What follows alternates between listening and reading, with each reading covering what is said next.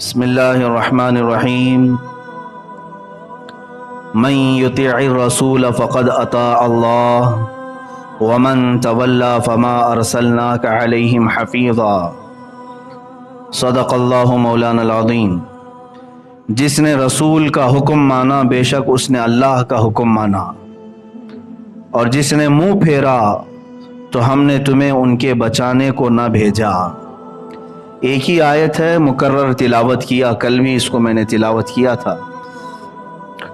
اس آیت سے ہمارا اگر تم چاہتے ہو اللہ سے محبت کرنا، اگر تم اللہ سے محبت کرنا چاہتے ہو فاتبعونی، تو میری پیروی کرو، رسول کریم صلی اللہ تعالی علیہ وسلم کی اطاعت کرو، جو حضور تمہیں حکم دیں اسے لے لو۔ تو ہوگا کیا؟ اللہ فرماتا ہے یحببکم اللہ، اللہ خود تم سے محبت کرے گا، اللہ تعالیٰ تم سے محبت فرمائے گا۔ اسی لیے صحابہ اکرام جو رسول کی اطاعت میں لگے ہوئے تھے، فرما برداری میں لگے ہوئے تھے، تو اللہ نے انہیں انعام کے طور پر کیا فرمایا قرآن میں؟ رضی اللہ عنہم، اللہ ان سب سے راضی ہے۔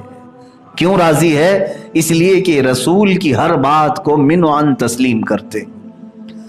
عزیزان گرامی، یہاں پر اس آیت کا ترجمہ بھی اگر میں کر دوں جیسے ابھی ترجمہ کیا، اور اگر شعر کی زبان میں اصطلاح ایک الگ الگ نظم میں یا نثر میں، نظم میں اگر اس کا ترجمہ میں بیان کروں تو میں سمجھتا ہوں علامہ اقبال کا وہ قول بالکل فٹ نظر آتا ہے جو انہوں نے کہا کہ محمد سے وفا تو نے تو ہم تیرے۔ آیت کا معنی یہی ہے نا، اللہ فرما رہا ہے من یطیع الرسول فقد اطاع اللہ، جس نے رسول کی اطاعت کی گویا کہ اس نے اللہ کا حکم مانا، اللہ کی اطاعت کی۔ یہی تو کہہ رہا ہے اقبال کہ محمد سے وفا تو نے تو ہم تیرے ہیں۔ یہ رب تعالیٰ فرما رہا ہے یہ جہاں چیز ہے کیا لوح و قلم تیرے۔ رسول کریم صلی اللہ تعالی علیہ وسلم سے وابستہ ہونا یہی کل دین ہے۔ آپ مجھے کہیں سے بھی جمع تفریق ضرب کر کے لا کر کے دکھا تو دین میں کوئی بھی حصہ کہیں سے بھی تم کاٹ چھاٹ کر کے کہیں سے بھی لاؤ گے، اس کا سرا رسول پاک سے ہی مل رہا ہوگا۔ ان کو چھوڑ کر کے تمہارا دین ایک قدم بھی آگے نہیں بڑھ سکتا۔ دین جو ہے رسول پاک کے بغیر ایک قدم بھی آگے نہیں بڑھ سکتا۔ دین کل رسول پاک کی ذات سے ہے اللہ کا دین، لیکن اس کی الف سے لے کر یا تک اگر کسی نے بیان کیا ہے تو رسول کی ذات نے۔ اگر حضور کی ذات مشکوک ہو گئی تو دین بھی مشکوک ہو گیا، دین میں بھی شک پیدا ہو جائے گا۔ اس لیے میرے عزیزو، حضور پاک صلی اللہ تعالی علیہ وسلم کی ذات کے متعلق جو عقائد ہمیں رکھنا ہے وہ اتنے امپورٹنٹ ہے کہ قرآن اور ہمارا دین سب کچھ کھڑا ہے کس پر؟ حضور پاک کی ذات پر۔ اور تمام یہود و نصارہ مشرکین نے مل کر کے دین میں نقص پیدا کرنے کی کوشش نہیں کی، بلکہ حضور کی ذات میں کہ یہاں اگر ڈیمیج کر دیں تو پورا دین کھوکھلا ہو جائے گا، دین کھوکھلا ہو جائے گا۔ اسی لیے ہر ایک نے ہمیں یہی بتایا۔ اب اقبال نے یہ بھی کہا ہے بمصطفیٰ برساں خیش کے دی ہماؤست، فارسی میں ہے بمصطفیٰ برساں خیش کے دی ہماؤست، گر اون نہ رسیدی تمام بولہبیست۔ فرماتے ہیں اپنے آپ کو رسول پاک تک پہنچا دے، یہی دین ہے۔ اگر تو حضور کے قدموں تک پہنچ گیا یہی دین ہے، اور اگر تو وہاں تک نہیں پہنچا تو تجھ میں اور ابو لہب میں کوئی فرق بھی نہیں ہے، تمام کا تمام ابو لہبی ہے، کیونکہ وہ قریب رہ کر کے بھی حضور تک نہیں پہنچ سکا۔ تو اگر نبی کونین صلی اللہ علیہ وسلم کی ذات کو چھوڑ کر کے تم کوئی فلسفہ اخذ کرنا چاہو تو یہ دین ہے ہی نہیں ہمارا۔ اب یہاں پر بعض لوگ ہمیں یہ طعن و تشنیع کرتے ہیں، یہ سنی لوگ حضور پاک صلی اللہ تعالی علیہ وسلم کی ذات اور ان کی محبت میں غلو کرتے ہیں۔ غلو کا مطلب ہوتا ہے اوور کر جاتے ہیں، میرے عزیز ہم اوور نہیں کرتے، بلکہ ہم نے مغز کو سمجھا ہے کہ اگر اس مغز میں ذرا برابر بھی خرابی آ گئی تو نہ تم اللہ تک پہنچ پاؤ گے، نہ قرآن کی کوئی آیت سمجھ پاؤ گے۔ اللہ رب العزت ہے، اللہ ہے نا، اسی نے پیدا کیا، وہی پال رہا ہے۔ کس نے بتایا؟ ڈائریکٹ اللہ نے تو نہیں بتایا، اللہ ہے۔ یہ اللہ کے متعلق بھی عقیدہ ہم کو ملا ہے تو رسول کی ذات سے۔ اور قرآن بھی دیکھیں، اللہ نے ڈائریکٹ یہ نہیں کہا اے مومنو میں ایک ہوں۔ اللہ نے ڈائریکٹ مخاطب نہیں کیا بندوں کو یا اے انسانوں میں ایک ہوں، بلکہ اللہ یوں کہہ رہا ہے قل هو اللہ احد، اے محبوب آپ کہہ دیں کہ اللہ ایک ہے۔ دیکھیں رسول پاک کی ذات سے ہی وحدانیت کا اقرار کرایا جا رہا ہے، یعنی اللہ کے ایک ہونے کا عقیدہ بھی اگر تمہارے پاس ہے، تم وحدانیت کے قائل ہو بھی، تو یہ بھی نبی کی دین ہے، میرے آقا صلی اللہ تعالی علیہ وسلم کی عطا ہے۔ اور اب جا کر کے بعض لوگوں نے، ایک میرے پڑھنے کے زمانے کی بات ہے، 2009 میں ایک فتویٰ صادر ہوا پاکستان کے ایک بڑے مدرسے سے۔ فتوے کا ٹائٹل تھا اوپر ان الدین لا يحتاج الى احد حتى الى الرسول صلی اللہ علیہ وسلم، جس میں لکھا ہوا تھا دین کسی کا محتاج نہیں یہاں تک کہ رسول کا بھی محتاج نہیں۔ یہ فتوے میں لکھا گیا تھا دین کسی کا محتاج نہیں یہاں تک کہ رسول کو کی بھی ضرورت نہیں دین کو۔ یہ کہاں سے آئی باتیں؟ ایک بڑے مدرسے کا فتویٰ ہے، بڑے ادارے کا فتویٰ ہے۔ جب یہ فتویٰ آیا میں اس کا عینی شاہد ہوں، گواہ ہوں، میرے شیخ محترم حضور تاج الشریعہ رحمت اللہ تعالی علیہ نے اس کا رد لکھنا شروع کیا، اور پھر فتوے کے رد میں ایک کتاب شائع ہوئی پوری عربی میں، اور یہ مصر سے چھپ کر کے سب میں تقسیم بھی ہوئی کہ آج کے زمانے میں آ کر کے لوگ یہ کہہ رہے ہیں کہ دین کو اب رسول کی ضرورت نہیں ہے، دین کو اب معاذ اللہ رب العالمین رسول کی ضرورت نہیں ہے۔ اس کے رد میں آپ نے کتاب لکھی سد المشارع فی الرد علی من یقول ان الدین لا يحتاج الى الشارع، یعنی اس کے لیے یہ رد ہے، راستے بند کرنے کا ایک کتاب ہے جو یہ کہتا ہے کہ دین کو اب رسول کی ضرورت نہیں۔ اس پر ہمارے شیخ نے، ہمارے مرشد نے جو دلائل لکھے ہیں وہ پڑھنے کے قابل ہیں۔ انہوں نے روز اول سے لے کر قیامت تک، بلکہ قیامت کے بعد جنت میں جانے تک کے تذکرے کیے۔ تم ایک دن بھی رسول کے بغیر جی نہیں سکتے، رسول کی محتاجی نہیں ہے تمہیں، رسول کی ضرورت نہیں ہے۔ ارے تم تو تم ہو، ہے خلیل اللہ کو حاجت رسول اللہ کی۔ ہاں انبیاء کرام علیہ السلام کو بھی حاجت ہے رسول پاک کی، اور تم کہہ رہے ہو کون سا منہ ہے تمہارا کہ دین کو اب رسول کی ضرورت نہیں رہ گئی، معاذ اللہ رب العالمین۔ اب میں آپ کو بتاتا ہوں، چلیں تم کہاں کہاں سے نبی کو نکالو گے، تمہارا پھر ایمان بھی نہیں رہا، نہ تم دین میں ہو نہ تم اسلام میں ہو اگر نبی کی ذات کو چھوڑا۔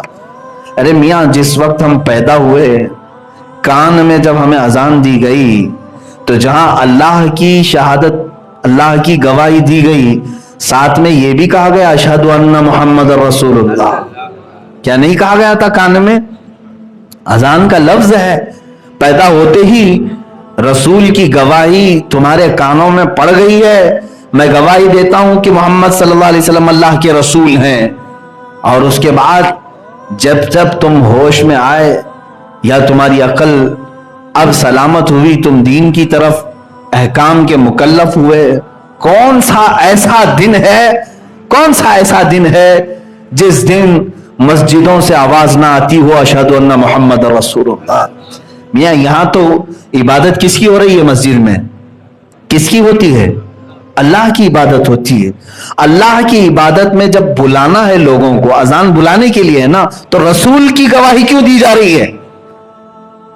مؤذن یہ کیوں کہہ رہا ہے اشہد ان محمد رسول اللہ؟ मैं गवाही देता हूं मोहम्मद अल्लाह के रसूल हैं।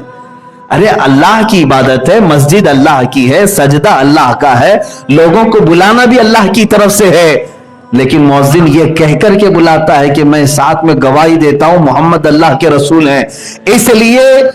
इसलिए कि आने वाले को ये यकीन हो जाए, बुला रहा है जो मुअज्जिन कौन से दीन की तरफ बुला रहा है, उसी दीन की तरफ जो मोहम्मद सल्लल्लाहु अलैहि वसल्लम लेकर आया है। कौन से दीन की तरफ बुला रहा है? जो नबी लेकर के आए।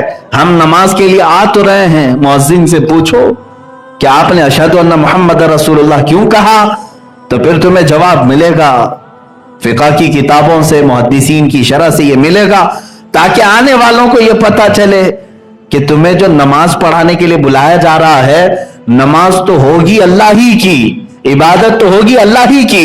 हम नबी का नाम लेकर इसलिए बुला रहे हैं, हम अपने तरीके से नहीं पढ़वाएंगे, रसूल के तरीके से पढ़ाएंगे।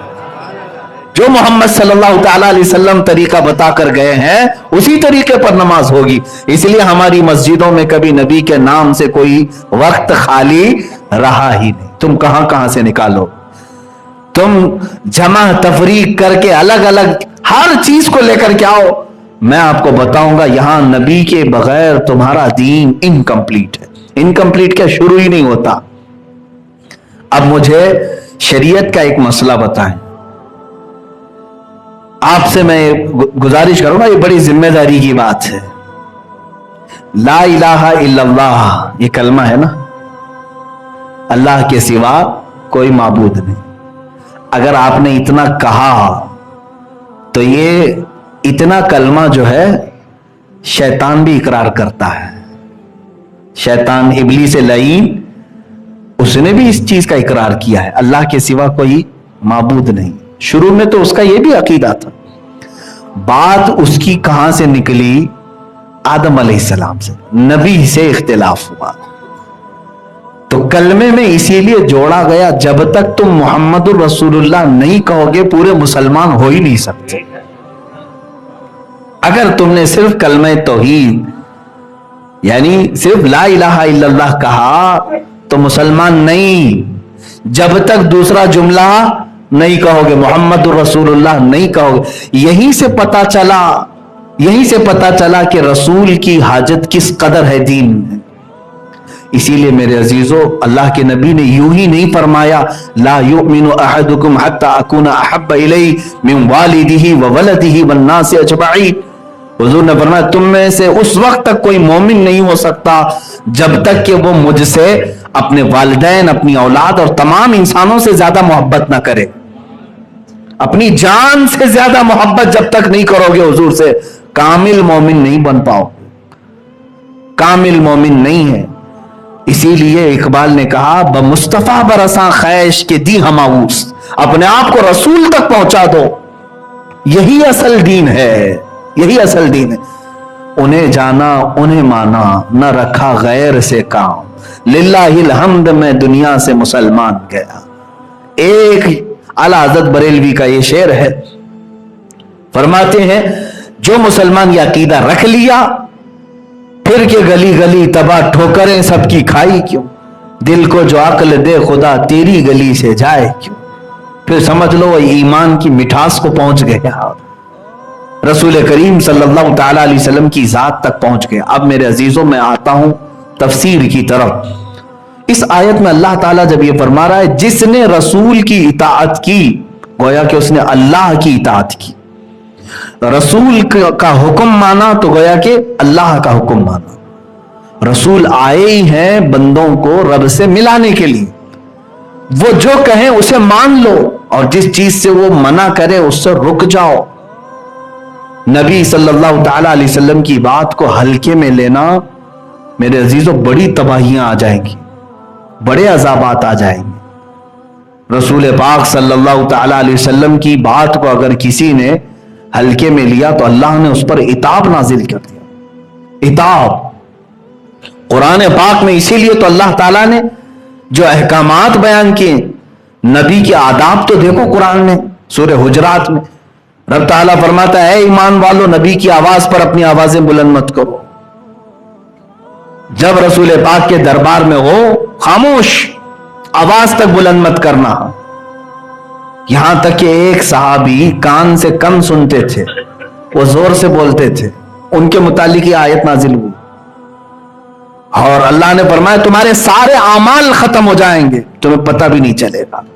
अन तहबत अमालुकुम व अंतुम ला तशऊरून। फिर अल्लाह ने यहां तक बयान फरमाया, अगर कोई मेरे नबी के हुजरे के पास आए, कमरे के पास, और हुजूर अंदर हैं, तो तुम्हें क्या करना चाहिए? बुलाना चाहिए, पुकारना चाहिए। अल्लाह फरमाता है इन्नल्लज़ीना युनादूनका मिन वराइल हुजुराति अक्सरुहुम ला याक़िलून। जो लोग नबी के हुजरे के बाहर खड़े होकर के नबी को आवाज देते हैं वो बेअकल लोग हैं। अल्लाह फरमाता है बेअकल हैं उनमें से अक्सर। क्या करें फिर? अल्लाह फरमाता वलो अन्नहुम सबरू हत्ता तखरुज इलैहिम। उन्हें चाहिए कि वो सब्र से खड़े रहे, मेरा नबी खुद बाहर आ जाएगा, रसूल खुद आ जाएंगे। तो उन्हें नाम लेकर पुकारने तक की अल्लाह ने मुमानियत फरमा दी। बेअदबी है ये, बेअदबी है। अब अंदाजा करो कि कुरान ने इतना अदब मेरे नबी का सिखाया है, इतना अदब सिखाया है। ये जात, जब तक तुम अपनी जिंदगी में हुजूर की जात को इंपॉर्टेंट नहीं समझोगे, उस वक्त तक तुम्हें ईमानी हलावत, शीरीनी मिलेगी भी नहीं। ईमानी जो लज्जत है वो नहीं मिल पाएगी। और कुरान में जो दावा है कि तुम घबराओ मत, परेशान मत हो, तुम सबसे ज्यादा बुलंद रहोगे, अल्लाह ने ये वादा किया है, तुम कामयाब रहोगे। लेकिन शर्त क्या रखी? इन कुंतुम मुमिनीन, अगर तुम सच्चे गुलामे नबी बन जाओ, ईमान वाले हो जाओ।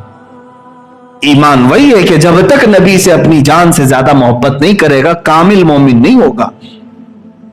अब हालात हमारे ऐसे ही हैं, हमने छोटी छोटी चीजों के लिए तो जिद पकड़ ली है, अपने कामों के लिए तो हम मर मिटने को भी तैयार हैं। नहीं देखा कितने सुसाइड हुए, कितने आत्महत्या हुए। एक लड़की की मोहब्बत में कोई लड़का फांसी लगा लिया, कभी लड़के की मोहब्बत में लड़की जहर खाकर मर गई। मजाजी इश्क और मोहब्बत में तुम तो जानें खत्म कर रहे हो, एक दूसरे के कत्ल पर भी आमादा हैं लोग। अगर किसी ने किसी की मां को गाली दी तो वो आपे से बाहर हुआ, उसके घर को तबाह कर दिया। किसी की जात पर कीचड़ उछाला तो उसने बदले और भावनाओं में, इंतकामी जज्बे में क्या से क्या कर दिया। लेकिन ये ईमान कहां गया जब तुम्हारे सामने नबी कौनैन सल्लल्लाहु अलैहि वसल्लम की बेहुरमती हो रही, उन्हें गालियां दी जा रही हूं, उनकी शान में तौहीन की जा रही हूं। उस वक्त तुम्हारे सरों पर जूं तक नहीं रेंगती, कानों में जूं तक नहीं रेंगती, तो फिर इसका मतलब है कि तुमने अभी तक हुजूर से मोहब्बत का वो दर्जा हासिल ही नहीं किया। हमें तो होना ही चाहिए कि घुट घुट करके रोएं कि मैं किस जमाने में जी रहा हूं जहां मेरे नबी की शान में बेहुरमतियां हो रही हैं और मैं खामोश जमीन पर चल रहा हूं। मैंने एक बात इससे कबल बताई थी, अजीजा ने गिरामी, हजरत साद इब्न रबी रज़ियल्लाहु ताला अन्हु जंग उहद में एक जवान साहबी हुजूर की नामूस पर ऐसे मैदान उहद में आए थे कि उनके गोश्त के टुकड़े निकल गए थे, लेकिन पीछे हटने को तैयार नहीं, अल्लाह के नबी सल्लल्लाहु ताला अलैहि वसल्लम की इज्जत पर पहरा देने के लिए। और उसके बाद हुआ ये कि जंग के इख्तिताम के वक्त हुजूर पाक सल्लल्लाहु अलैहि वसल्लम ने सहाबा से कहा, देखो साद कहां है? ढूंढा गया, हजरत साद जो है 7 लाशों के नीचे दबे हुए थे, लेकिन सांसें चल रही थी। सहाबा पुकारते हुए मैदान में घूम रहे थे, तो उन्होंने कहा, साद ने, क्या सहाबा मैं यहां हूं, नीचे हूं। लाशें हटाई गई तो उनका जिस्म तो पूरा छलनी छलनी हो चुका था, गोश्त निकल चुका है जगह जगह से जख्मों की, और अभी सांसें चल रही। उस वक्त जानते हैं उन्होंने क्या कहा? जो सहाबा उन्हें उठाने आए थे, कहा, अल्लाह के नबी तुम्हें याद कर रहे हैं। हजरत साद ने कहा, मेरी जिंदगी शायद साथ दे न दे, मैं हुजूर तक पहुंच पाऊंगा कि नहीं पहुंच पाऊंगा मालूम नहीं, लेकिन ऐ आने वालों मेरे नबी तक मेरा सलाम पहुंचा देना, मेरा सलाम पहुंचा देना। काश मुझे इस तरह की और जिंदगियां मिली होती तो मैं अपने नबी की पहरेदारी पर पूरी जिंदगियां निछावर करता। और कहा, اے صحابہ تم آئے ہو مجھے اٹھانے کے لیے، یاد رکھو یہ سب کو انہوں نے میسج دیا. جوان صحابی ہیں سعد، کہتے ہیں امت مصطفیٰ سے کہہ دینا، سارے جوانوں سے کہہ دینا کہ اگر ان کی آنکھیں ابھی تک روشن ہیں اور زمین پر چل رہے ہیں اور باوجود اس کے نبی کی شان میں کوئی گستاخی ہو رہی ہو، تو حضرت سعد نے کہا پھر یاد رکھنا قیامت کے دن میں اس کا دامن نہیں چھوڑوں گا اور اس کا کوئی عذر اللہ کی بارگاہ میں قبول نہیں کیا جائے گا. تم یہ نہیں کہہ سکو کہ قیامت کے دن میں تو بہت دور رہتا تھا، میرے بس میں تو کچھ بھی نہیں تھا، تمہارا عذر نہیں قبول کیا جائے گا. آج جانتے ہیں کس سچویشن پر ہم آ چکے ہیں. ناموں سے رسالت کی بات آتی ہے تو کلیجہ ٹکڑے ہونے لگتا ہے. چند دنوں پہلے میں نے ایک رپورٹ معلوم کی، ہمارے ہندوستانی سوشل میڈیا پر 25,000 پوسٹ ایسی ہیں جس میں میرے نبی کو گالیاں دی گئی. 25,000 لوگوں نے گستاخیاں کی ہندوستانی میڈیا کے اندر، سوشل میڈیا کے اندر. کیا ہم میں سے کوئی ایسا ذمہ دار عاشق رسول ہے جس نے ایکشن لیا، سائبر کرائم میں جا کر کے اس کی کمپلینٹ کی؟ الحمدللہ ہم کر رہے ہیں جہاں تک میری طاقت ہے. میں جس تحریک سے جڑا ہوں اس کی ذمہ داری کے اعتبار سے تحریک فروغ اسلام کی لیگل پینل کے ذریعے سے جو ہو سکتا ہے ہم کر رہے ہیں. لیکن میرے عزیزوں، کیا یہ تم سب کی ذمہ داری نہیں تھی؟ تمہارے دل چھلنی ہو جانا چاہیے تھا. مجھے گالیاں دیں تو برداشت کر لیں، آپ کو اگر کوئی کوسے تو برداشت کر لو، لیکن دین کی جڑ اور اساس میرے نبی کی ذات ہے. اس کو اگر کوئی ہلا رہا ہے تو سمجھ لینا ابھی چھت گرنے والی ہے. یاد رکھنا کہ اگر کوئی پینٹ اکھاڑ رہا ہے تو اسے معاف کیا جا سکتا ہے، اگر کوئی دیوار میں کھرچن مار رہا ہے تو معاف کیا جا سکتا ہے، لیکن اگر کوئی یہاں کے پلر ہلانے لگے تو کیا اسے تم چھوڑ دو گے؟ اور اگر تم نے چھوڑ دیا تو اس کا مطلب ہے کہ یہ چھت تم سب کے سروں پر گرنے والی ہے. یہی ہو رہا ہے. دین کے مضبوط پلر، بلکہ اسی پر پورا دین قائم ہے، وہ میرے نبی کی ذات ہے، اور آج اس کو ہلانے کی کوشش کی جا رہی ہے. اور اگر تم نے خاموشی اختیار کی تو سمجھ لینا کہ آسمان سے جو عذاب آئے گا اس میں سب پیسے جائیں گے، سب پیسے جائیں گے. امام مالک رحمۃ اللہ تعالی علیہ نے بہت پہلے یہ فرمایا، جب نبی کی شان میں توہین ہو اور امت خاموش رہے تو انہوں نے فرمایا کہ امت کے لیے صرف میں اتنا کہہ سکتا ہوں کہ اب اسے زمین میں جینے کا کوئی حق نہیں، زمین پھٹ جائے اور سب اندر چلے جائے. ہم تو اس پوزیشن میں آج جی رہے ہیں. عزیزان گرامی وقار، حضور اکرم صلی اللہ تعالی علیہ وسلم کی ذات ہی ہمارے لیے کل اثاثہ ہے. ہماری زندگی کا نصب العین یہی ہو کہ اگر نبی کونین صلی اللہ تعالی علیہ وسلم راضی ہوئے تو اللہ بھی راضی ہے، اور اگر وہ ناراض ہیں کسی سے تو ایک بات طے سمجھ لینا، پھر اللہ رب العزت اس کی بخشش ہرگز نہیں کرے گا، اس کی بخشش ہرگز نہیں کرے. یہاں تک کہ آپ کو میں بتا دوں، ایک شخص مدینے کا منافق تھا، دل میں حضور کا بغض رکھتا تھا، عداوت رکھتا، مر گیا. یہ وہ زمانہ ہے جب ابھی منافقین کی نماز جنازہ پڑھنے کی ممانعت نہیں آئی تھی، ابھی منع نہیں تھا.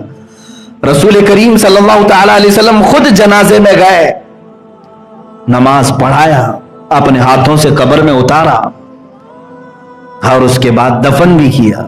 جانتے ہیں اللہ نے آیت نازل فرمائی، اے رسول آپ اس کے لیے 70 بار بھی مغفرت کی دعا کریں تو اللہ اسے نہیں معاف کرے گا، اس لیے کہ دل میں آپ کی دشمنی رکھتا تھا. استغفر لهم او لا تستغفر لهم ان تستغفر لهم 70 مرہ فلن یغفر اللہ لهم.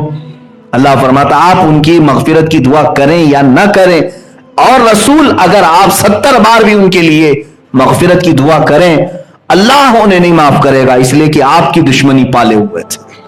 اور اس کے بعد سے اللہ نے حکم فرما دیا، وَلَا تُصَلِّ عَلَىٰ أَحَدٍ مِّنْهُمْ مَاتَ أَبَدًا وَلَا تَقُمْ عَلَىٰ قَبْرِهِ. اے رسول ان منافقین میں سے جب کبھی کوئی مرے تو اب نہ اس کی جنازہ پڑھیں اور نہ اس کی قبر تک جائیں. دیکھیں جلال خداوندی تو دیکھیں, جلال خداوندی تو دیکھیں.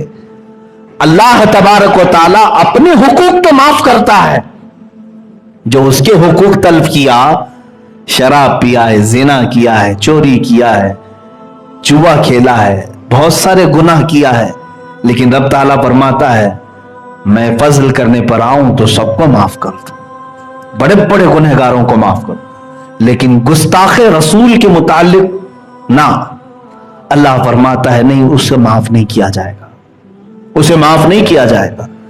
اسی لیے اسلامی حکومت میں بھی گستاخ رسول کی صرف ایک ہی سزا ہے, اس کا سر جدا کر دیا جائے, قتل. اسلامی حکومت میں یہ سزا ہے, اسی لیے کہ وہ پلر ہلا رہا ہے. نبی کی شان میں اگر کسی نے کہا, آپ کو یہ میں بتا دوں کہ اگر کوئی پاگل بھی کہہ دے تو اسے بھی مارا جائے گا. دوسرے اوقات میں آپ کو مسئلے کی نوعیت بتا دوں, کسی کا دماغ سلامت نہیں ہے, اگر اول فول بکتا ہے, اللہ رب العزت کی بارگاہ میں کچھ بھی کہہ رہا ہے, تو بسا اوقات ایسا کہا جائے گا کہ وہ عقل سے پیدل ہے, اس کی عقل نہیں, اس پر احکام نہیں ہے, چھوڑ دیا جائے گا. لیکن اگر پاگل بھی نبی کی شان میں کچھ کہے گا تو اسے نہیں چھوڑا جائے گا, اتنا سخت حکم ہے. اس لیے کہ یہ بنیاد ہے, یہ بنیاد ہے رسول پاک کی ذات, سارا دین یہی سے ہے. اسے تم ہلانے کی کوشش کرو گے سب ہل جائے گا, سب ہل جائے گا.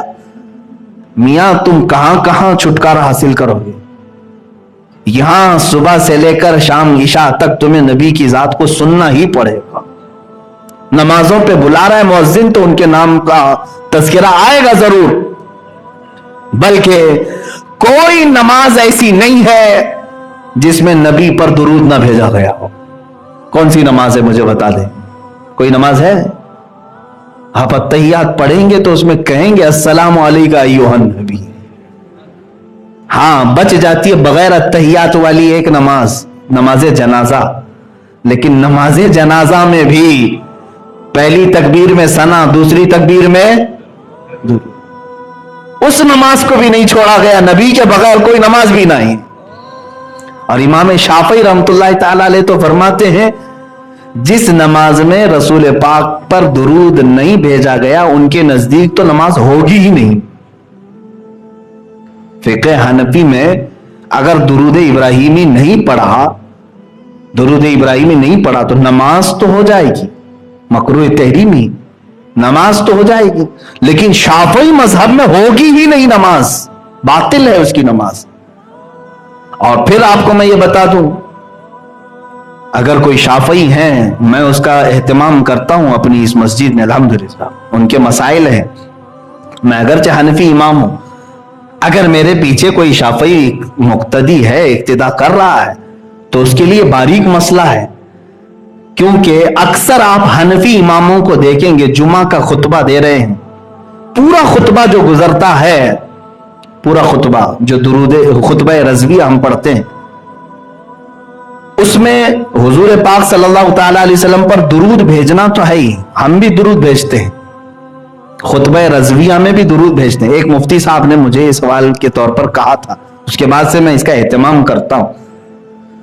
جب دوسرا خطبہ ہم پڑھتے ہیں جمعہ کا, اس میں ہم یہ کہتے ہیں الحمدللہ نحمده ونستعینه ونستغفره ونؤمن به ونتوکل علیہ ونعوذ باللہ من شرور انفسنا ومن سیئات اعمالنا من يهده الله فلا مضل له ومن يضلله فلا هادي له ونشهد ان لا اله الا الله وحده لا شريك له ونشهد ان سيدنا محمدا عبده ورسوله.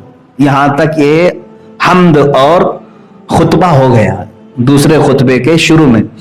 اس کے بعد ہم درود پڑھتے ہیں, وصلی اللہ تعالی علیہ وعلی آلہ واصحابہ اجمعین وبارک وسلم ابدا, یہ درود ہے. توجہ چاہتا ہوں, اتنا اگر درود پڑھ کر کے کوئی امام حنفی خطبہ پڑھ لیا تو شافعی آدمی کی نماز جمعہ نہیں ہوگی اس کی. اس کے لیے خطبے میں شرط ہے، شافعی میں، فقہ شافعی میں، جب درود پڑھے تو نبی کا نام لے کر کے پڑھے، صلی اللہ تعالی علی سیدنا محمد وعلی آلہ واصحابہ اجمعین وبارک وسلم ابدا۔ نام اگر اس طرح پڑھا صلی اللہ تعالی علیہ وعلی آلہ وصحبہ وسلم، درود تو یہ بھی ہے، ان پر درود ہو، ہم نے حضور کی طرف اشارہ کیا، درود تو یہ بھی ہے، ہمارے حنفی فقہ میں خطبے میں اتنا درود پڑھا جاتا ہے، لیکن شافعی مذہب میں باریکی یہ ہے کہ اگر لفظ محمد نہیں کہا تو ان کے ہاں خطبہ ہی کمپلیٹ نہیں ہوا۔ آپ اندازہ کریں حضور پاک صلی اللہ تعالی علیہ وسلم کی ذات اور نام کا اہتمام کس قدر ہے، اگر خطبے میں نہ آئے تو خطبہ کمپلیٹ نہیں، جمعہ ہی نہیں ہوا پھر۔ اور الحمدللہ میں اس کا اہتمام کرتا ہوں، خطبے میں جب بھی درود پڑھتے ہیں تو حضور کے نام کے ساتھ میں پڑھتا ہوں، اس لیے کہ نام کے ساتھ پڑھیں تو میری بھی نماز ہوگی، شافعی کی بھی نماز ہو جائے، حنفی کی بھی ہو جائے، شافعی کی بھی ہو جائے۔ عزیزان گرامی وقار، حضور اکرم صلی اللہ تعالی علیہ وسلم کی ذات پاک نہ جمعہ سے تم خارج کر پاؤ گے، نہ جنازے کی نماز سے نکال پاؤ گے، نہ اپنی 5 وقتہ نمازوں سے نکال پاؤ گے، پھر بات کہاں چلتی ہے؟ چلو مر گئے، قبر میں جانے کے بعد منکر نکیر وہاں بھی نہیں چھوڑ رہے۔ آخری سوال اس سے یہی کہہ رہے، ما کنت تقول فی حق ھذا الرجل، یہی سوال میں اکثر پھنس بھی جائیں گے۔ 2 سوال تو کامن ہے، من ربک ما دینک، تیرا رب کون ہے، تیرا دین کیا ہے؟ وہ اکثر لوگ بول دیں گے میرا رب اللہ ہے، میرا دین اسلام ہے۔ حضور کی طرف دکھا کر کے پھر منکر نکیر پوچھیں گے ان کے بارے میں تو کیا کہتا تھا؟ تو جو کہتا ہے دین کو رسول کی حاجت نہیں ہے، وہ کیا کہہ دے گا قبر میں، میں نہیں جانتا ان کو؟ تب پھر قیامت تک پڑیں گے کوڑے تمہارے اوپر۔ کہنا پڑے گا کہ یہ محمد اللہ کے رسول ہیں، تمہیں قبر میں بھی چھٹی نہیں ہے نبی کی ذات سے۔ بلکہ ہم تو الحمدللہ اہل سنت و جماعت تو ہمارا عقیدہ تو یہ ہے کہ ہم مرتے ہی ہیں حضور کو دیکھنے کے لیے، حضور پاک صلی اللہ تعالی علیہ وسلم کی بارگاہ میں پہنچنا ہے، اس لیے موت بھی ہے ہمارے لیے۔ ایک عاشق رسول شاعر نے یہی کہا ہے، منکر نکیر جب قبر میں اٹھائیں گے اور پوچھیں گے کون ہے یہ تیرے، تب وہ شاعر کہہ رہا ہے، اب تو پائے ناز سے اے فرشتوں کیوں اٹھوں، مر کے پہنچا ہوں یہاں اس دلربا کے واسطے۔ پوری زندگی تڑپتا رہا ان کو دیکھنے کے لیے، زیارت نہیں ہوئی، دیدار نہیں ہوا، مر گیا ہوں، اب آ کر پہنچا ہوں، اب ان کے قدموں سے نہ اٹھاؤ مجھے۔ اللہ اکبر۔ میرے عزیزو، ایک سنی صحیح العقیدہ مسلمان کا جو عقیدہ ہے الحمدللہ وہ عشق رسول کے ارد گرد گھوم رہا ہے۔ جو یہ کہے نبی کی حاجت نہیں، اس سے تم اپنا دامن نکال لو، تم دور ہو جاؤ۔ اسی لیے بہت سادہ سا ہے اصول دوستی اپنا، جو ان سے بیگانہ ہو وہ اپنا ہو نہیں سکتا۔ یہ سمجھ کر کے چلے، یہ اصول پر چلیں۔ بہت سادہ سا ہے اصول دوستی اپنا، ہم دوست کس کو بناتے ہیں؟ بہت سادہ سا ہے اصول دوستی اپنا، جو ان سے بیگانہ ہو وہ اپنا ہو نہیں سکتا، جو ان سے بیگانہ ہو وہ اپنا ہو نہیں سکتا۔ یہی اصول بنا کر کے چلو۔ جس کا نبی کے متعلق ذرا برابر شک کا عقیدہ ہے اس سے میرا کوئی تعلق نہیں، چاہے وہ میرا سگا بھائی ہو، میرا باپ ہو، یا میرا بیٹا ہو، یا میرا بھائی ہو، جو ان سے ناآشنا ہو وہ اپنا ہو نہیں سکتا۔ یہی صحابہ اکرام کا عقیدہ بھی رہا ہے۔ سیدنا ابو بکر صدیق رضی اللہ تعالیٰ عنہ کے متعلق تو دیکھیں، ان کے بیٹے جنگ بدر میں سامنے سے آئے تھے کافروں کی طرف سے، ایمان لائے نہیں تھے۔ حضرت ابو بکر صدیق بعد میں جب وہ ان کے بیٹے ایمان لائے تو کہتے ہیں ایک دن دسترخوان پر بیٹھ کر کے، ابا آپ کو معلوم ہے جنگ بدر میں آپ مسلمانوں کی طرف سے تھے، میں مکہ والوں کی طرف سے، کافروں کی طرف، 3 بار آپ میری تلوار کے نیچے آ گئے تھے، باپ تھے میں نے چھوڑ دیا۔ حضرت ابو بکر صدیق کہتے ہیں اگر تو ایک بار بھی میری تلوار کے نیچے آتا تو مار ڈالتا، میں یہ نہیں دیکھتا کہ میرا بیٹا آیا ہے بلکہ دشمن رسول سمجھ کر مارتا۔ یہ ایمان تھا صدیق اکبر کا۔ دی ہما اوست، سارا دین رسول کی ذات ہے، ان سے جو بیگانہ ہو وہ اپنا ہو نہیں سکتا۔ اس اصول کو لے کر چلو میرے عزیزو، آج کی زمانے میں ضرورت ہے اپنے بچوں کو عشق رسول اتنا سکھاؤ۔ ہر چیز کمپرومائز کی جا سکتی ہے لیکن نبی کی ذات یا ان کی محبت میں کوئی کمپرومائز نہیں۔ انشاءاللہ العزیز ایک وقت آئے گا جب میں یہ مہم چھیڑوں گا انشاءاللہ۔ ہم اگرچہ ہندوستان میں رہ رہے ہوں، بھارت میں رہ رہے ہوں، میجورٹی جس کی بھی ہو، لیکن ہم مسلمان یہ قانون پاس کرانے کی ضرور کوشش کریں گے کہ بھارت میں رہتے ہوئے کبھی کوئی حضور پاک کی شان میں گستاخی نہ کرے۔ ہم اس قانون کے لیے تگ و دو کریں گے۔ پارلیمنٹ میں تم بہت سارے بل پاس کرتے ہو، اور اگر یہ قانون پاس کرنے کے لیے مجھ جیسوں کی جان کی ضرورت ہے تو میں پیش کرنے کو تیار ہوں۔ میرے 100 ٹکڑے کر لو اے حکومت ہند، ایک قانون ایسا پاس کر دو کہ رہتی دنیا تک ہندوستان میں کبھی محمد عربی صلی اللہ علیہ وسلم کی شان میں کوئی نہیں بھونک سکے گا، اور اگر کسی نے گستاخی کیا تو اس کو سخت ترین سزا دی جائے گی۔ یہ قانون ہونا چاہیے کہ نہیں ہونا چاہیے؟ میرے عزیزو، کیا اسلام کبھی دوسرے دیوی دیوتاؤں کے مذاق اور ان کے بھگوانوں کا مذاق اڑانے کی اس طرح کی مجلسیں منعقد کرتا ہے؟ کبھی آپ نے سنا؟ ہاں، ہم اپنے حق کو بیان کرتے رہیں گے۔ تمہیں جس مذہب سے سروکار ہے اسی مذہب سے تعلق رکھو۔ ہم نے ان تمام چیزوں کو کبھی انٹرٹین نہیں کیا دوسرے مذاہب۔ مجھے بتاؤ، بدلے میں حضور کی ذات پر جب جب حملہ ہوا، حضور کی ذات پر جب جب حملہ ہوا، مجھے بتاؤ کیا کبھی بدلے میں ہم نے عیسائیوں کے نبی عیسیٰ علیہ السلام کی کردار کشی کی؟ کبھی توہین کیا عیسیٰ علیہ السلام؟ ارے ہم وہاں پر بھی سمجھتے ہیں کہ اگر توہین کریں تو یہاں سے بھی ہم نکل جائیں گے پھر ایمان۔ جتنا تم نہیں مانتے اس سے کئی درجے ہم عیسیٰ علیہ السلام کو مانتے ہیں۔ یہودیوں نے اگر حضور کے کارٹون بنائے تو کیا ہم نے بدلے میں ان کے نبی موسیٰ علیہ السلام کے کارٹون بنانے کی اجازت دی؟ کبھی کیا ہم؟ ہندو اگر بھونکنے لگا، کوئی بھی ایسا آتنکی ہندو جو نبی کی ذات پر، میرے رسول اکرم صلی اللہ علیہ وسلم کی ذات پر مغلظات بکنے لگا، تو کیا ہم بدلے میں کبھی رام کرشن یا وشنو فلاں فلاں اتنے جو ہیں ان کی کردار کشی کی؟ ان کو ننگا کر کے دکھایا کبھی ہم نے ان کو گالیاں دی؟ میرے عزیزو، اسلام ہے ہی نہیں، بلکہ اسلام یہ کہتا ہے لا تسبوا الذین یدعون من دون اللہ۔ اللہ نے یہاں تک فرمایا تم ان لوگوں کو گالی ہی مت دو جو اللہ کو نہیں مانتے، گالی مت دو۔ کیا ہوگا؟ فَيَسُبُّ اللَّهَ عَدْوًا بِغَيْرِ عِلْمٍ، اس لیے کہ پھر وہ پلٹ کر کے تمہارے اللہ کو گالیاں دینے لگیں گے۔ ہم تو شروع کرتے ہی نہیں، کہیں پر شروع کرتے ہی نہیں۔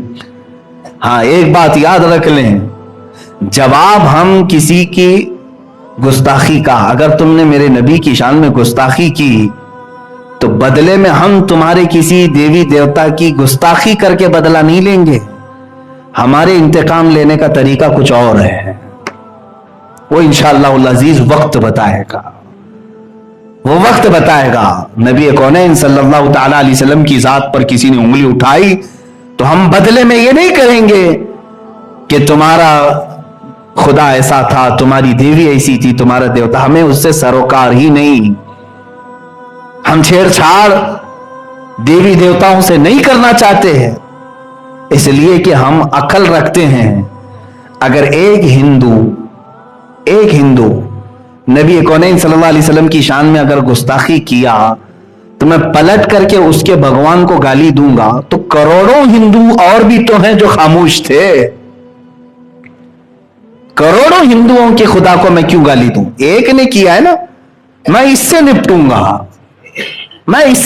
گا جس نے گستاخی کی ہے، یہ نہیں کہ اس کی پوری برادری سے۔ اسی طرح سے میں دنیا کو بھی آج یہی کہتا ہوں، फ्रांस का जो मसला लेकर के इन्होंने इश्यू बनाया, इतना बड़ा इश्यू बनाया, फ्रांस में हुआ क्या था मालूम है?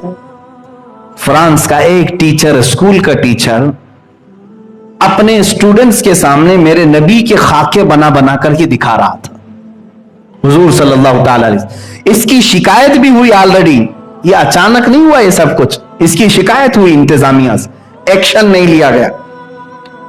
तो एक नौजवान चेचन का, जिसका नाम अब्दुल्लाह बताया गया, वो अपनी भावनाओं पर काबू नहीं पाया, उठा, उसने कत्ल कर दिया, मार डाला। जो टीचर खाके बना रहा था उसको उसने कत्ल कर दिया। यह मामला उसका पर्सनल है, ठीक है? यानी उसने जो स्टैंड लिया वो वक्त का उसका तकाजा था, उसने स्टैंड लिया और मार दिया। लेकिन मुझे यह बताओ, क्या उस अब्दुल्ला चेचनिया को, शीशानी को छोड़ दिया गवर्नमेंट ने? उसी वक्त पुलिस ने गोलियों से भून दिया, उस अब्दुल्ला को भी खत्म कर दिया। अब मैं ये जो हमारे यहां भौंकती है मीडिया, उन तक ये बात पहुंचाऊंगा। ये पूरे के पूरे मसले को डाइवर्ट करके यहां डिबेट कर रहे थे, 8-10 दिन तक इसी पर बकवास करते रहे। मैं आपको बताता हूं, बात एक टीचर की स्टूडेंट की थी, खत्म हो गई। इसने उसको मारा, उसको तुमने मारा, खत्म कर देना चाहिए ना, बात तो खत्म कर देना चाहिए। हुआ क्यों था यह भी मालूम है, उसने खाके बनाए, इसने मारा। चलो इसने मारा तो तुमने बख्शा थोड़ी ना है, पुलिस ने उसको भी मार दिया, बात खत्म हो गई। लेकिन अब उस टीचर की हिमायत में जिसने खाके बनाए थे, गलत किया था कि नहीं किया था? एक सेकुलर आदमी से भी मैं पूछूंगा, जिसका इस्लाम से ताल्लुक नहीं, उससे भी मैं पूछूंगा, छेड़ा किसने था? उसे क्या जरूरत थी रसूल पाक की जात को छेड़छाड़ करने की? उसे मालूम है ये सेंसिटिव कितनी है इसके अंदर, कि हुजूर अकरम सल्लल्लाहु ताला अलैहि वसल्लम को लेकर के पूरे मुसलमान कितने जज्बाती, उसे मालूम है। क्यों छेड़ा? उसने गलती की थी, मारा गया, और जिसने मारा था उसको भी कत्ल कर दिया गया। लेकिन हुकूमत फ्रांस अब इसके बीच में कूदती है, फ्रांस का सदर इसके दरमियान आता है, और वो उस टीचर की हिमायत में कि इसको एक टेररिस्ट ने कत्ल कर दिया, और हम टेररिस्ट के मुकाबले में इसको श्रद्धांजलि पेश करते हैं कि इसको ये टीचर को,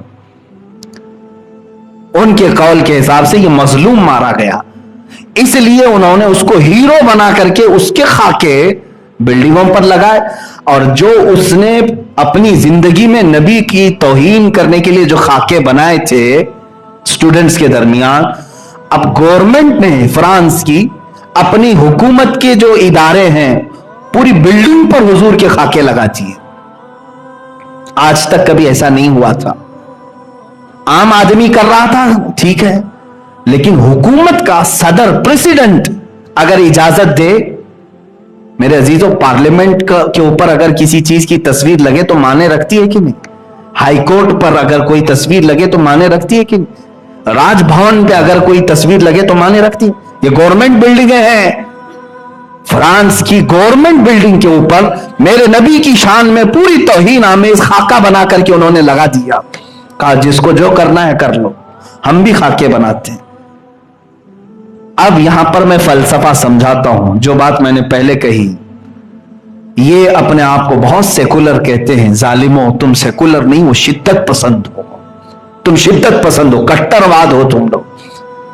अगर एक अब्दुल्ला शीशानी ने तुम्हारे टीचर को मारा था तो तुम उसी को पकड़ते, उसको ही सजा देते, और ऑलरेडी तुमने दे दिया। लेकिन उसके एक कत्ल की बुनियाद पर तुम 180 करोड़ मुसलमानों के नबी की तौहीन करोगे, पूरी दुनिया के नबी की तौहीन करोगे? ये कहां का इंसाफ है? ये सेकुलरिज्म है। जिसने किया उसी के साथ तुमको सजा का मामला करना चाहिए था। मेरे अजीजों, ऐसा तो नहीं होगा कि एक कौवा तुम्हारे घर से बोटी उठा करके ले गया तो तुम सारे कौवों को खत्म करने का ऐलान करोगे? ایک بلی تمہارے گھر میں آ کر دودھ پی گئی تو کیا پوری دنیا بھر کی بلیوں کو زہر دے دو گے؟ کیسا انصاف ہے؟ یہ تو میں تمہارے ذہن کو قریب کرنے کے لیے کہہ رہا ہوں. اگر عبداللہ شیشانی نے تمہارے ٹیچر کا قتل کیا تھا تو اسی کو سزا دو. تمہارے حساب سے اسی کو سزا دیتے, اور دے بھی دیا, تم نے گولیوں سے بھون دیا. لیکن یہ کیا کہ پوری دنیا میں جو آباد مسلمان ہیں 180 کروڑ کے قریب مسلمان, 180 کروڑ مسلمان, 1.25 ارب مسلمانوں کے جذبات سے تم نے کھیلا, ان کے نبی کی توہین کی. اس لیے آج ہم نے فرانس کے خلاف سخت ایکشن لیا, اس کی مصنوعات کا بائیکاٹ کرنے کا اعلان کیا.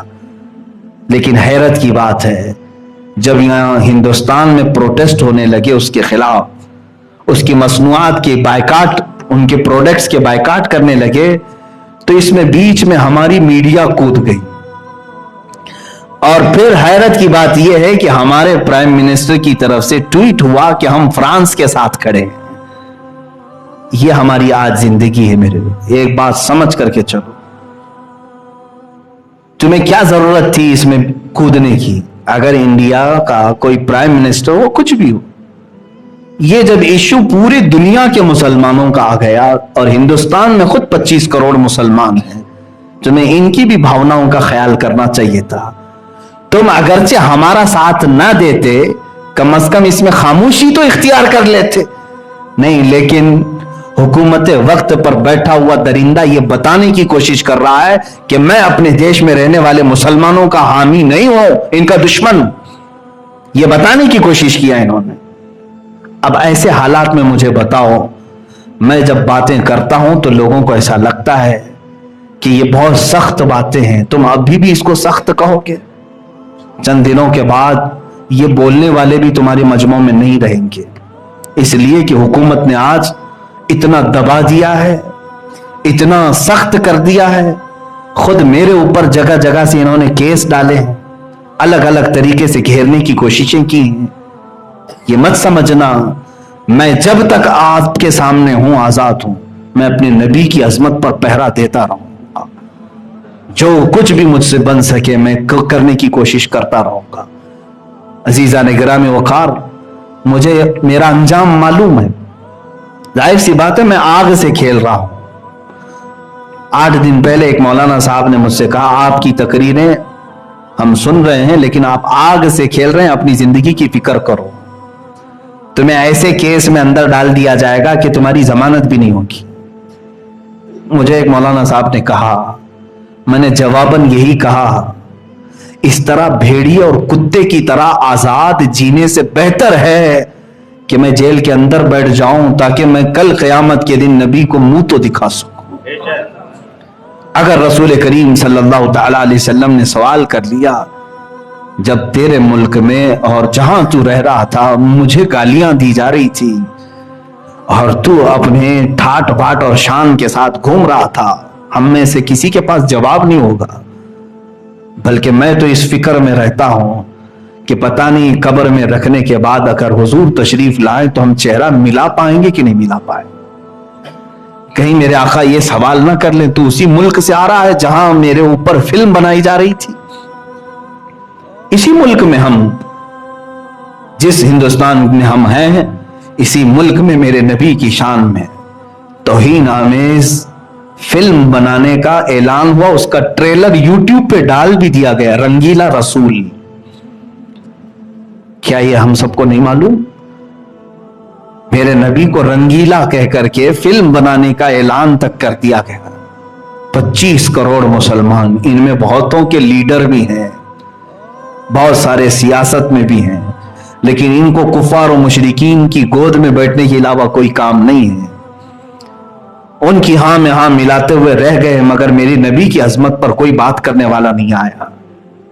اکا دکا ہوں گے الا ماشاء اللہ, میں سب کی بات نہیں کر رہا ہوں, لیکن یاد رکھنا اب اللہ ہم پر ذلت کو مقرر کر دے گا.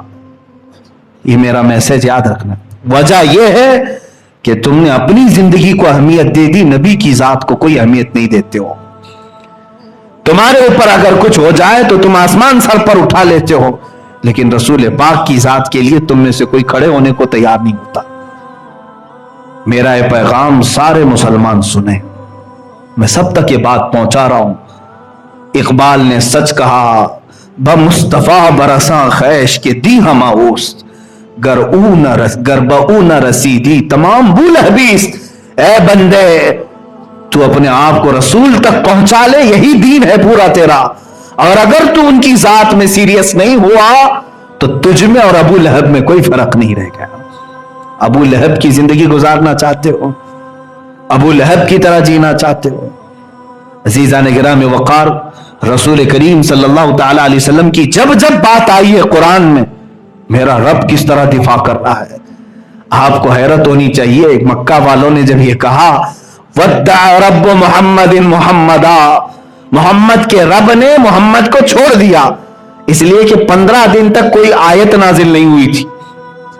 15 دن تک قرآن کی کوئی آیت نہیں آئی تھی, تو کافروں نے بات بنانا شروع کر دیا کہ محمد کے رب نے محمد کو چھوڑ دیا. جانتے ہو یہ میرے رب کو گوارا نہیں ہوئی بات. جواب میں پوری سورہ نازل فرما دی, وَالضُّحَىٰ وَاللَّيْلِ إِذَا سَجَىٰ مَا وَدَّعَكَ رَبُّكَ وَمَا قَلَىٰ. میرے نبی کے چہرے کی قسم, چہرے وَالضُّحَىٰ کی قسم جو صبح کے سورج کی طرح چمکتا ہے, ان کی زلفوں کی قسم, ما ودعک ربک وما قلا. اے نبی, نہ آپ کے رب نے آپ کو چھوڑا ہے اور نہ کچھ کم کیا ہے. وللآخرۃ خیر لک من الاولی, بلکہ اے رسول آپ کی ہر آنے والی گھڑی اللہ نے پہلے سے بہتر بنائی ہے. اللہ دفاع کر رہا ہے, ڈیفنس کر رہا ہے. تم اگر کوئی بھی بولو گے قرآن کی آیت نازل ہوگے. لوگوں نے کہا نبی کے بیٹے کے انتقال کے بعد ان کی اب نسل کٹ گئی, ابتر ہیں اب یہ, ابتر کہتے جس کی نسل کٹ گئی. حضور کو جب کسی نے تانا مارا تو اللہ نے آیت نازل کی, بلکہ پوری سورہ, انا اعطیناک الکوثر فصل لربک وانحر ان شانئک هو الابتر. اے نبی ہم نے تو آپ کو کوثر عطا کیا ہے, خیر کثیر عطا کیا ہے, آپ اٹھیں اپنے رب کی عبادت کریں, قربانیاں کریں. اور آپ کو جس نے دشمن نے کہا کٹی ہوئی نسل, اللہ فرماتا ہے ان شانئک هو الابتر, اے محبوب آپ کا دشمن کٹی ہوئی نسل کا ہے, آپ نہیں. اور میرے مولا نے سچ فرمایا, پوری دنیا کے خطے میں گھوم کر کے دیکھ لو, ہر علاقے میں سادات کہیں نہ کہیں نظر آئی جائیں گے. میرے نبی کی آل ہر جگہ ہے, لیکن بتاؤ ابو لہب کا بیٹا کہاں ہے آج, اس کی اولاد کہاں ہے جس نے کہا تھا حضور کو کہ ان کی نسل کٹ گئی. جب جب میرے نبی کونین صلی اللہ علیہ وسلم پر کسی نے انگلی اٹھائی, اللہ تعالیٰ نے فوراً آیت نازل کر دی. ابو لہب نے کہا تھا حضور نے جب سب کو جمع کیا, کہا میں اللہ کا آخری رسول ہوں, اللہ ایک ہے, تم سب یہ بتوں کو چھوڑ دو. اس نے کھڑے ہو کر کے کہا تھا تبن لک یا محمد, اے محمد تمہارے ہاتھ برباد ہو جائیں, معاذ اللہ, کیا تم نے اس لیے ہم کو جمع کیا. یہ کہہ کر کے نکلا, پہلی گالی دیا تھا اس نے. حضور کو اس وقت تک کسی نے بھی برے جملے نہیں کہے تھے, کیونکہ 40 سال تک حضور کے اخلاق پر کوئی بات کرنے والا نہیں تھا.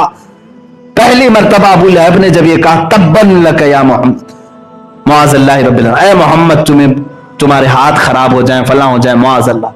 جانتے ہو رب تعالیٰ خاموش نہیں, اللہ نے پوری سورہ نازل کر دی, تبت یدا ابی لہب و تب, ابو لہب کے دونوں ہاتھ برباد ہو جائیں, ہمیشہ کے لیے تہس نہس ہو جائیں. اور پوری سورہ اس کی مذمت میں نازل کر دی. ایک بار ابو لہب نے میرے نبی سے کہا ہوگا, لیکن رب نے قرآن میں اتار کر کے کروڑوں مسلمانوں کی زبان سے اس کی مذمت کرائی, اور قیامت تک کرتے رہیں گے. جب جب تبت یدا پڑھتے رہیں گے ابو لہب پر لعنت ہوتی رہے گی. یہ میرے نبی کی عظمت کو قرآن نے یوں کہا ہے, جب کبھی کوئی گالی دے اللہ رب العزت ڈیفنس میں آ گیا, رب تبارک و تعالی دفاع میں آ گیا. ایک بات یاد رکھنا, جو نبی کی عزت اور عظمت پر پہرا دینے کے لیے کھڑا ہوتا ہے وہ اپنے رب کی سنت پر کھڑا ہو رہا ہے, وہ اپنے مولا کی سنت پر آ رہا ہے کہ اللہ تعالیٰ گوارا نہیں کرتا اپنے نبی کی شان میں توہین, میں تو امتی ہوں کیسے برداشت کروں.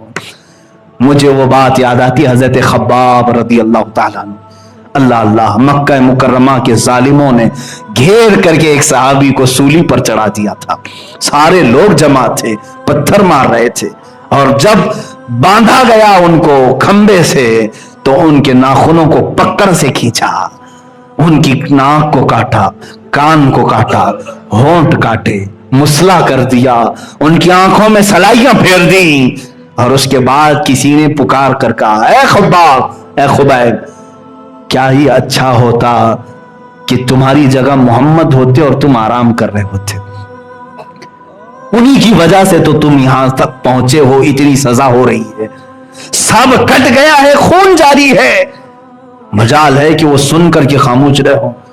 اسی سولی کے پھندے پر ہی چلانے لگے، اے خبردار میرے نبی کے بارے میں بولنے والوں، میرے جسم کے ٹکڑے ٹکڑے کر لو، میں گوارا کروں گا، میرے نبی کے تلووں میں کانٹا بھی چبھے، خباب کو برداشت نہیں ہوگا۔ بمصطفیٰ برساں خیش کے دی ہم آہوست، اپنے آپ کو نبی تک پہنچا دو، دین پورا وہی ہے، دین پورا وہی ہے۔ صحابہ نے ہمیں یہی سکھایا ہے۔ آج تم اپنے لیے جی رہے ہو، اپنے مفاد کے لیے، اپنے مقاصد کے لیے، اپنے مطالب کے لیے، ہم اسی کے تو رہ گئے۔ اسی لیے میرے مرشد نے کہا تھا، بلہوس سن سیم و زر کی بندگی اچھی نہیں۔ بلہوس کہتے ہیں خواہشات کا پجاری، بلہوس سن سیم و زر کی بندگی اچھی نہیں، ان کے در کی بھیک اچھی، سروری اچھی نہیں۔ ان کے در کی بھیک لے لو، یہ چلے گا، سروری اچھی نہیں۔ بادشاہ بننے میں تمہیں کیا رہ جائے گا، یہ تاج اچھالے جائیں گے۔ ایک بار نبی کی غلامی میں آ کر کے دیکھو، قیامت تک تمہیں امر کر دیا جائے گا، زندہ رکھ دیا جائے گا۔ لوگوں کے دلوں میں مولا تعالیٰ تمہاری ایسی عظمت بٹھاتا ہے کہ تم پھر یادوں میں کبھی نہیں مرو گے۔ ایک بار ان کے ہو کر کے تو دیکھو۔ اپنے آپ کے لیے جینا، سیلفش ہو کر کے جینا، اس کو چھوڑو۔ ابھی ابھی ماضی میں ہم نے دیکھا پاکستان کی سرزمین پر ایک عاشق رسول کا جنازہ، امیر المجاہدین قبلہ خادم حسین رضوی رحمۃ اللہ علیہ، 8 دن ہوئے ہوں گے، 8-10 دن، پچھلے جمعہ انتقال ہوا۔ ایک ایسے عالم دین، بڑی سادی زندگی گزارنے والا، صرف 54 سال کی عمر، حافظ قرآن اور ایک مسجد کے امام، بس اس کے علاوہ ان کا کچھ بھی بڑا سٹیٹس نہیں تھا۔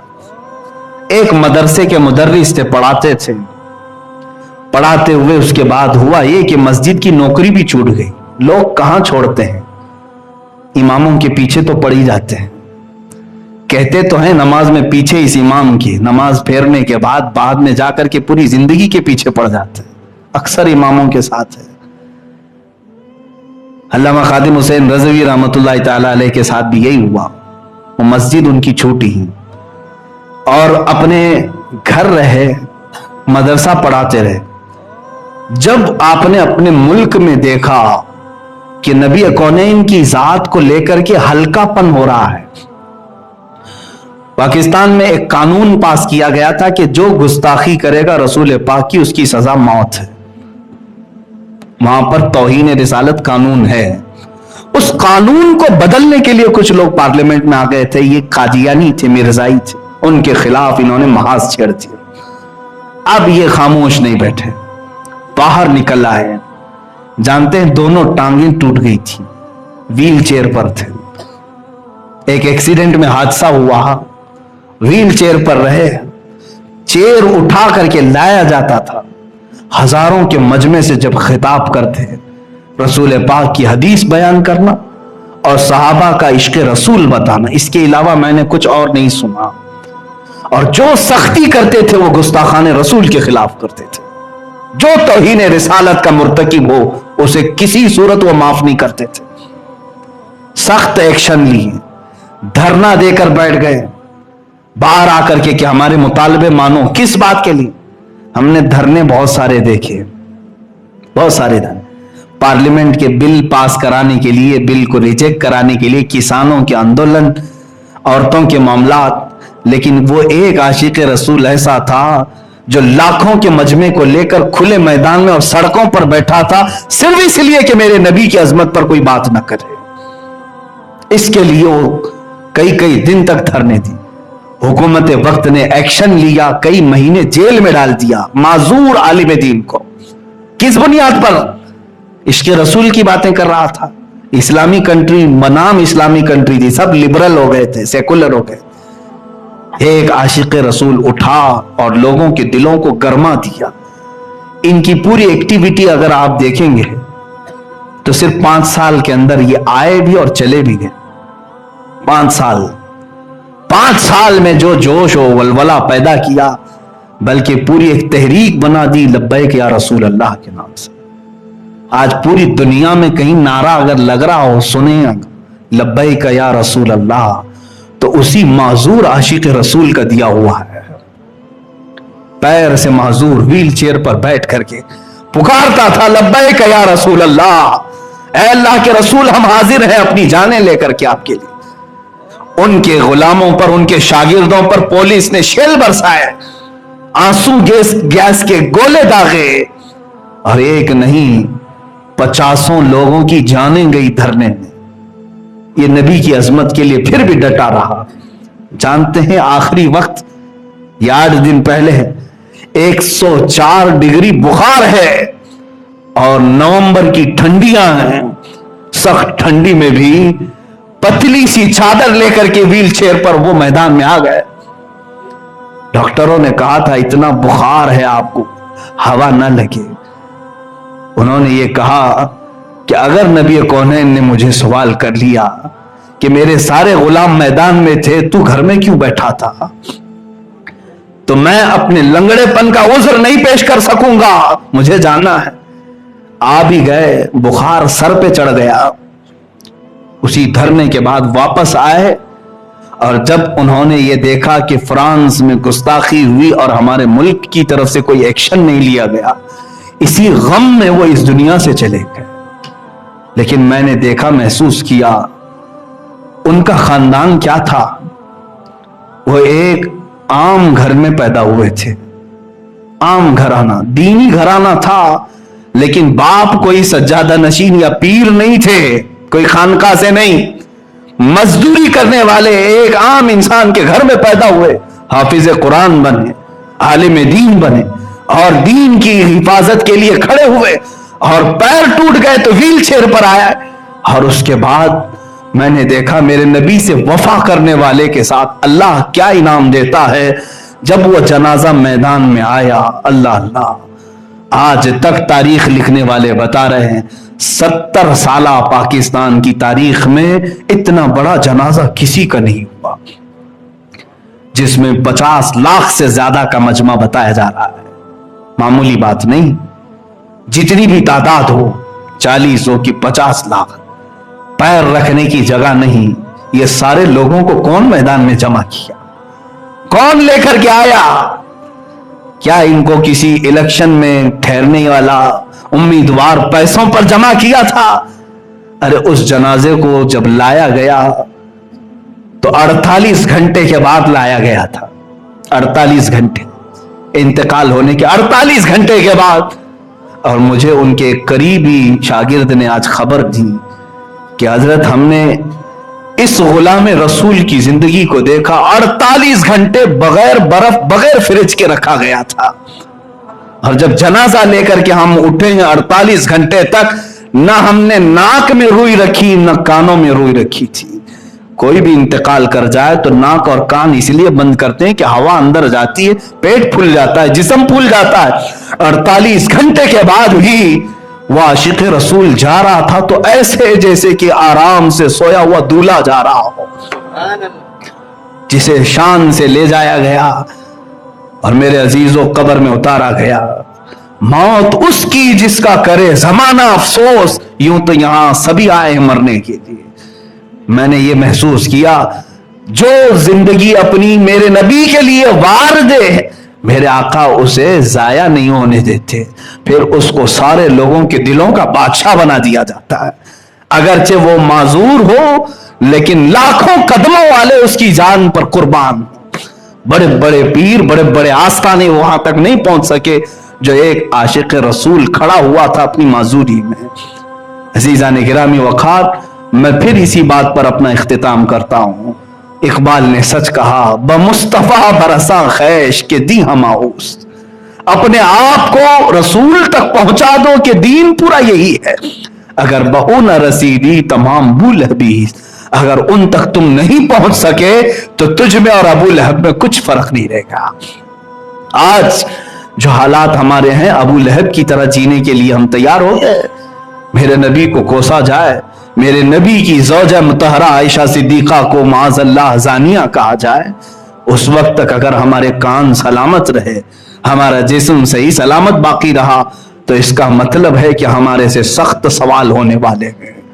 تیار رہنا، کسی کا عذر قبول نہیں کیا جائے گا، حتیٰ کہ میرا بھی، میں اپنے لیے بھی کہہ رہا ہوں، عذر نہیں قبول کرے گا رب تعالیٰ. اگر تم یہ کہو کہ مولا میں مجبور تھا، میں کمزور تھا، تو رسول پاک تمہیں بتا دیں گے میں تو تجھ تک دین پہنچانے کے لیے اپنے ننھے بچے بھی قربان کر دیے.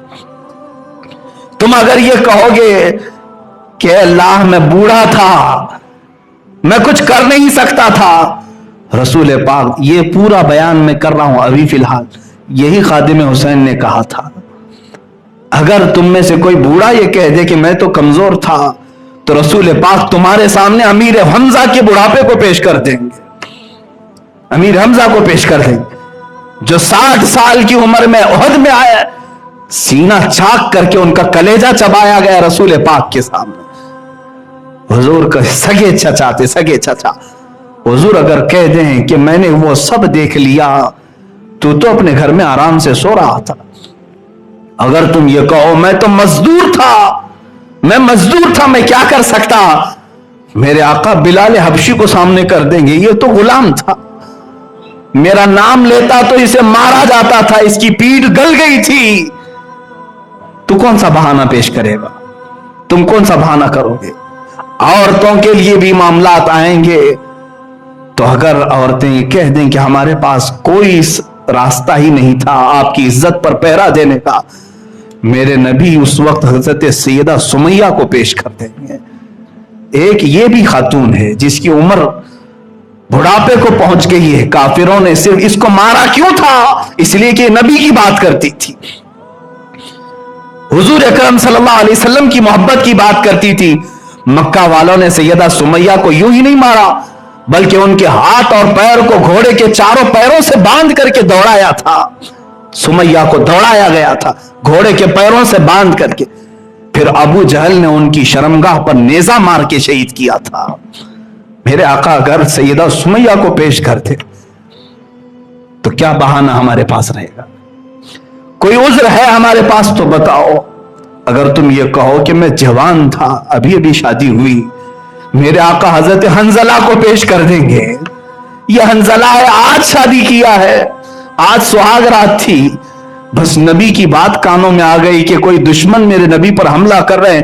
اپنی بیوی سے کہا، اے شریک حیات الوداع، میں جا رہا ہوں، زندگی باقی رہی تو ملاقات ہوگی، ورنہ قیامت میں ہم ملیں گے. نکل گئے. غسل کی حاجت تھی اپنی بیوی سے اٹھنے کے بعد، غسل تک نہیں کیا حنزلہ نے، احد میں شریک ہو گئے، اور دوسرے دن دیکھا گیا تو ان کی شہادت بھی ہو چکی تھی، انتقال بھی ہو. اگر جوانوں تم کہو گے کہ ابھی شادی ہو رہی تھی اس لیے میں نے کوئی ایکشن نہیں لیا، نبی کونین تمہارے سامنے حنزلہ کو پیش کر دیں گے. اس کی تو آج ہی شادی ہوئی تھی. عبداللہ اسود وہ صحابی ہیں جن کو حضرت عثمان غنی نے شادی کے لیے پیسے دیے تھے، جا سامان خرید کر کے لاج تیری شادی. لیکن شام کو اعلان ہوا کہ نبی کی ذات پر حملہ ہو رہا ہے، یہ مجاہد صحابی شادی کا سامان لینے کی بجائے تلواریں خریدنے چلا گیا. گھوڑا خرید لایا، تلوار لے آیا، کہا شادی کر کے اس جی کر کے کیا فائدہ اگر میری نبی کی عزت باقی نہیں رہی. میرے عزیزوں، پھر میں یہی کہتا ہوں، بمصطفیٰ برساں خیش کے دی ہماؤس، اپنے آپ کو نبی کی ذات تک پہنچا دو، دین یہی ہے. اگر بؤ نہ رسیدی تمام بو لہبیس، اگر ان تک نہیں پہنچے تو یہ سب بو لہبی ہے، تم میں اور ابو لہب میں فرق نہیں. آج میرے جذبات یہاں تک مجھے بولنے پر مجبور کی، اس لیے کہ میرے نبی کی بات. میرے عزیزو، آج دل ٹکڑے ٹکڑے ہے، آج ہمارا جسم پارا پارا ہونا بھی چاہیے. मुझे इमाम गजाली की वो बात याद आती है, इंतजार करो ऐ मुसलमान, तुम्हारे नबी की अजमत पर जब हमले हों और तुम खामोश घरों में बैठे रहो, चंद दिन और इंतजार कर लेना, सड़कों पर तुम्हारी माँ और बहनों को नीलाम किया जाएगा, बेचा जाएगा और तुम कुछ नहीं कर सकोगे। तुम्हारे बच्चे तुम्हारे सामने मारे जाएंगे और तुम कुछ नहीं कर सकोगे। आज कुफ्फार और मुशरिकीन वो सब प्लान कर रहे हैं और तुम सब मारे जाओगे, उसमें मैं भी शामिल हो सकता। इसलिए उठो उठो, वो घर ना हश्र ना होगा फिर कभी, दौड़ो के जमाना चाल अपनी चल गया। मेरे अजीज, आप अपने बच्चों से वफा की उम्मीद रखते हैं, बच्चों से बार बार ये कहते हैं बेटा मैंने तुझे बड़ी मेहनत से पाला है, रात को जाग करके तेरी बीमारियों में मैंने तीमारदारी की है, खून पसीने की कमाई एक कर दिया, तब तुम अपने बेटों से वफा की उम्मीद रखते हो। क्या रसूल अपनी उम्मत से वफा की उम्मीद नहीं रख सकते? वो रसूल जो रात रात भर रोते रहे हो, अपनी उम्मत से वफा की उम्मीद नहीं रखेंगे? और अगर उनकी उम्मत उनसे बेवफाई करे तो उन्हें कितना ठेस पहुंचता होगा, कितनी तकलीफ होती होगी। इसलिए बदलो अपने आप को। हम नबी के लिए हैं और नबी के लिए जी रहे हैं और उठाए भी जाएंगे नबी के लिए ही। इसीलिए मेरे मुर्शिद ने आखिरी जमाने में ये अपनी नात में हमें मैसेज दिया था, जिंदगी ये नहीं किसी की किसी के लिए, जिंदगी है नबी की नबी के लिए, ना समझ मरते हैं जिंदगी के लिए, जीना मरना है सब कुछ नबी के लिए।